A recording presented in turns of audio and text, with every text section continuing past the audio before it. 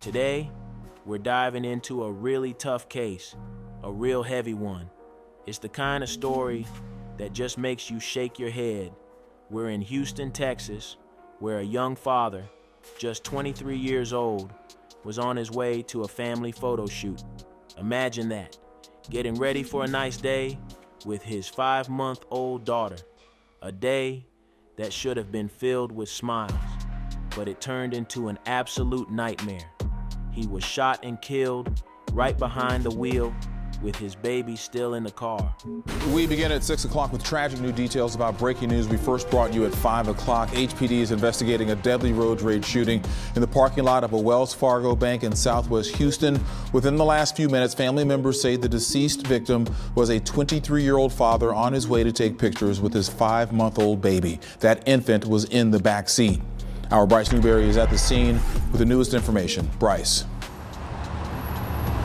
Yeah, Keith, this is an incredibly sad and tragic scene right now as these family members have started to arrive here. They say that their 23-year-old son was supposed to be coming to meet with them to take family photos this evening with his 5-month-old baby, and he was not showing up. They started wondering where he was, and they started getting phone calls, all of them now converging here on this scene, and frankly, quite emotional. I'll show you what we can see right now. Since we checked in the last hour, homicide detectives have arrived here on scene, as well as crime scene units to start processing everything here. You can see the father's vehicle still parked right here in front of this Wells Fargo with some pretty intense front end damage. There's also bullet holes through the front windshield as well as the back passenger door. Where do you even begin with something like that? It's hard to even process. We're going to try to piece together what happened using a news article from KPRC, Click to Houston, and a kind of bullet point summary we found. Both detail this horrific event, and the details are incredibly unsettling. Just reading through the article, I was struck by the fact that the shooting happened while the car was in motion. A moving vehicle adds a whole other level of danger and chaos to the situation. The photos in the article show the car was riddled with bullet holes. Miraculously, his little girl was unharmed. It's a miracle for sure, the one tiny sliver of light in this whole dark story. But it also makes you think about the number of bullets and the spread of them, suggesting a level of intent that's truly disturbing. This wasn't just a stray shot or a warning. This was a deliberate, sustained attack. It makes you wonder about the mindset of the person behind this. What could possibly drive someone to such an extreme act of violence, especially with a baby in the car? It's beyond comprehension. It's the question everyone's asking, and the question investigators will be trying to answer as they piece together what happened.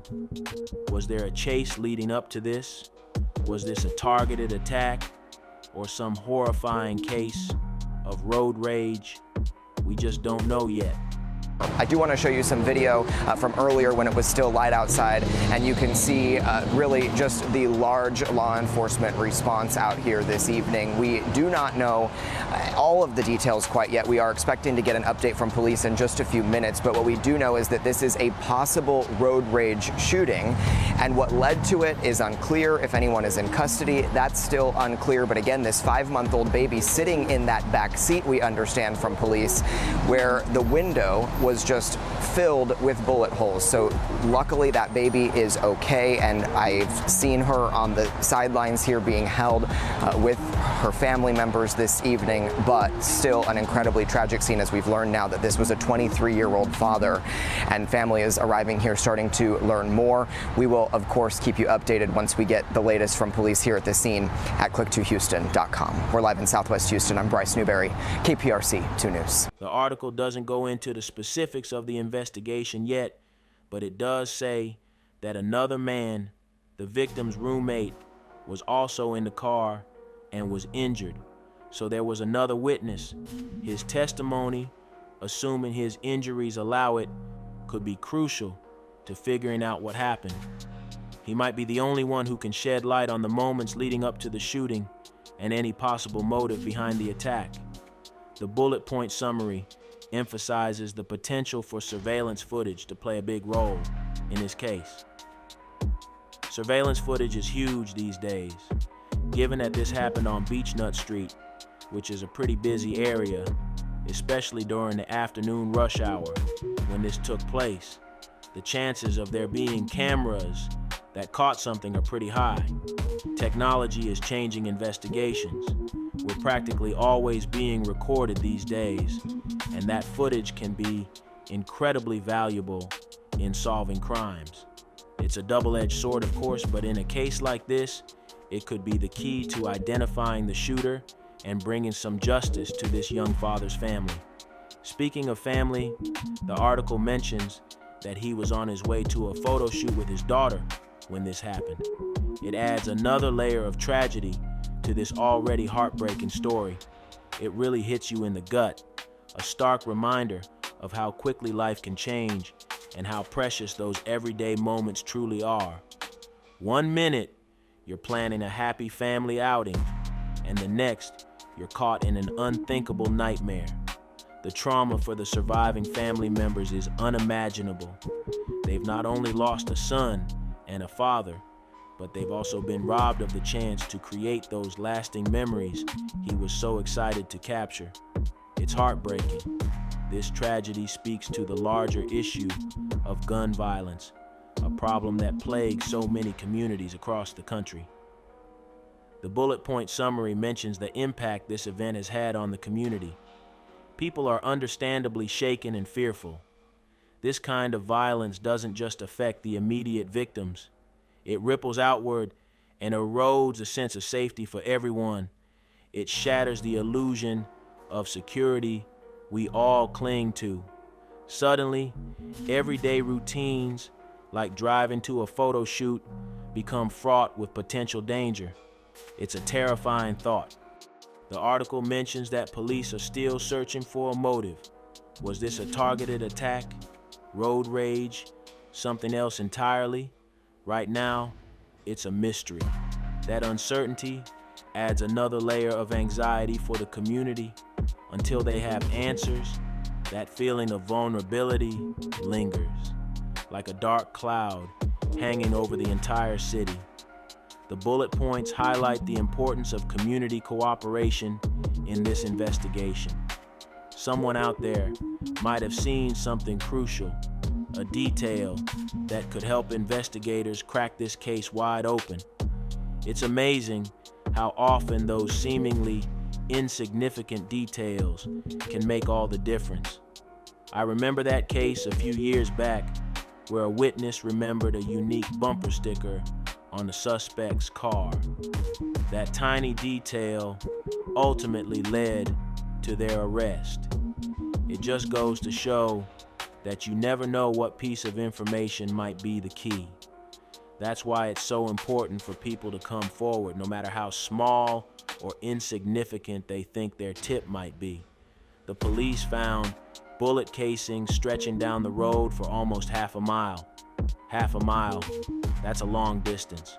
It suggests some kind of chase, or at least a moving confrontation that escalated over a significant stretch of road. It speaks to the brazenness of this attack. Firing a weapon in such a public area for that length of time suggests a level of recklessness and disregard for human life that's truly chilling. It also creates a logistical nightmare for investigators. A crime scene that spans half a mile presents unique challenges. They have to secure a much larger area, track down potential witnesses along that whole stretch of road, and meticulously piece together the sequence of events. It's a huge undertaking. The article doesn't specify the type of weapon used, but the sheer number of bullet holes in the victim's car suggests something with a high-capacity magazine. It raises another question. How did the perpetrator obtain that weapon? Was it legally purchased? Stolen? These are all avenues investigators will need to explore. Those answers could have broader implications. It could lead to a trail of illegal gun trafficking or shed light on loopholes in our current gun laws. Every piece of information, every detail, no matter how small, could potentially unravel a much larger web of criminality. This investigation isn't just about finding the person who pulled the trigger. It's about understanding the context, the circumstances, the entire ecosystem that allowed this tragedy to occur. It's about peeling back the layers, connecting the dots, and hopefully preventing similar tragedies from happening in the future. Cases like this highlight the importance of good investigative journalism. KPRC, Click to Houston, did a solid job with their reporting on this one. They provided a lot of details about the location, the timing, the potential for that surveillance footage, all those pieces of the puzzle. They also let the victim's family have a voice, sharing their grief and memories of him. It humanizes the story in a way that statistics never could. It's a good reminder that behind the headlines, there are real people whose lives are shattered by these acts of violence. Families left to pick up the pieces, communities grappling with fear and uncertainty, and a society forced to confront the uncomfortable reality of gun violence. It's heavy stuff, but both of our sources, the news article and the bullet points, work together to give us a more complete picture. The article gives us the narrative, the emotional impact, and the bullet points distill the key takeaways and highlight those potential investigative angles. It encourages us to think critically, to ask questions, to consider different perspectives, and to resist the urge to jump to conclusions. It's not just about passively taking in information, it's about actively engaging with it. This deep dive isn't just about unraveling this one tragedy. It's about starting a conversation, getting you to think about the bigger issues at play here. What does all this mean for you? It's a reminder to be aware of your surroundings, to trust your instincts, and to take steps to protect yourself and your loved ones. It's also a call to action. We can't just become numb to this kind of violence. We have to demand change from our elected officials, support organizations working to prevent gun violence, and have those tough conversations in our communities. It all starts with acknowledging the problem, understanding the factors that contribute to it, and working together to find solutions. We can't bring back the victim of these senseless tragedies, but we can honor their memory by trying to prevent future tragedies. This young father's story is a harsh reminder of how fragile life is and the devastating consequences of gun violence. But it's also a testament to the power of community, the importance of hope, and the enduring strength of the human spirit. We may never know exactly what led to that day on Beechnut Street, but we can use this tragedy as a starting point for change. By coming together, raising our voices, and demanding action, we can create a safer, more just world for everyone. That's the real takeaway here. We all have a role to play in shaping the future. Let's honor this young father's memory by choosing to be part of the solution. Until next time, folks, stay curious, stay informed, and stay safe.